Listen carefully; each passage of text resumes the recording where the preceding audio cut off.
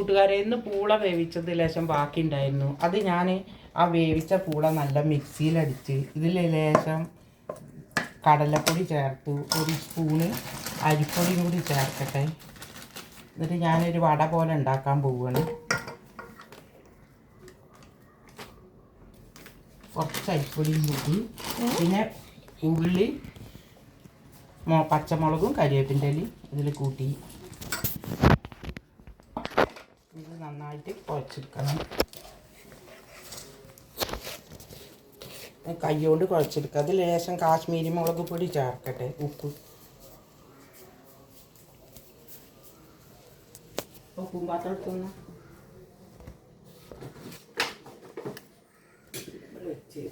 കാശ്മീരി മുളക് പൊടി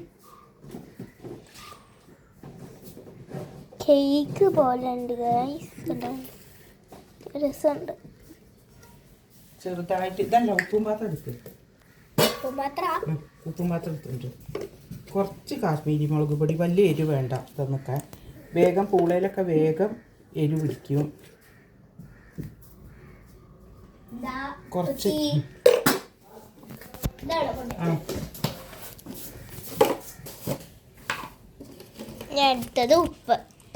കുറച്ച് ഉപ്പ് ആദ്യം പൂളയിലിട്ട് ഞാൻ വേവിച്ചതാണ്. ഇപ്പം ലേശം എരിവ് ഇട്ടതുകൊണ്ട്, അരിപ്പൊടി ഇട്ടതുകൊണ്ട് ഒരു ശകലയും കൂടി ഉപ്പിട്ട് കൊടുക്കാം.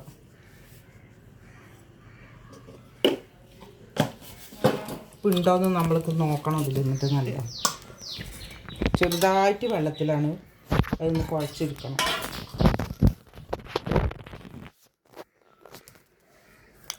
അമ്മമ്മ എന്താ ഉണ്ടാക്കാൻ പോകുന്നേ? ഇത് ഞാൻ ഈ പൂള വേവിച്ച് വെച്ചതുള്ളതുകൊണ്ട് അതുകൊണ്ടൊരു വട ഉണ്ടാക്കാൻ പറ്റുമോ നോക്കുകയാണ്.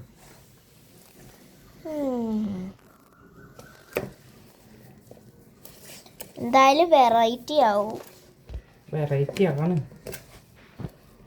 ഇന്നേ വരെ അങ്ങനത്തെ ഒരു സാധനങ്ങളും കഴിച്ചിട്ട്. നന്നായാൽ സബ്സ്ക്രൈബ് ചെയ്യണം, ലൈക്ക് ചെയ്യണം, ഷെയർ ചെയ്യണം. നിങ്ങളൊന്ന് ഉണ്ടാക്കി വെക്ക് കേട്ടോ.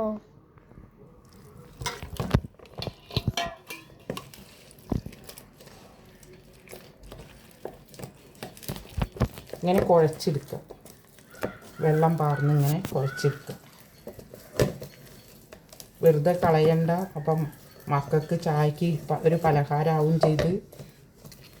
അത് പൂള ബാക്കിയാക്കി കളയാണ്ട് ഉണക്കിയെടുക്കാൻ പാകത്തിലല്ലാതെ നമ്മൾ കൊത്തി വേവിച്ചതല്ലേ.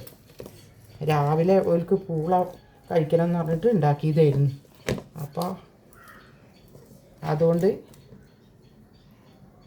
ബാക്കി വന്നപ്പോൾ ഒരു പ്രാവശ്യം ബാക്കി വന്നാൽ പിന്നെ ഒരു കഴിക്കൂല. അപ്പം അതുകൊണ്ട് ഇങ്ങനെ ഉണ്ടാക്കി നോക്കാൻ വിചാരിച്ചു. ഇത് നമ്മൾ ഈ വടേൻ്റെ ഷേപ്പിലാക്കണം. എന്നിട്ട് എണ്ണയിലിട്ടിട്ട് മൂപ്പിച്ചെടുക്കുക. നോക്കട്ടെ, ഒരു ട്രയൽ നോക്കലാണ്. നന്നായി ലൈക്ക് ചെയ്യണം, സബ്സ്ക്രൈബ് ചെയ്യാനും മറക്കല്ലേ.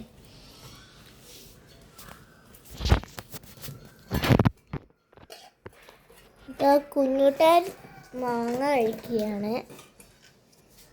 ഈ പ്ലേറ്റ് എടുത്ത് വാ കുഞ്ഞേട്ടാ. സഹായിക്കാൻ ഒപ്പുണ്ട്.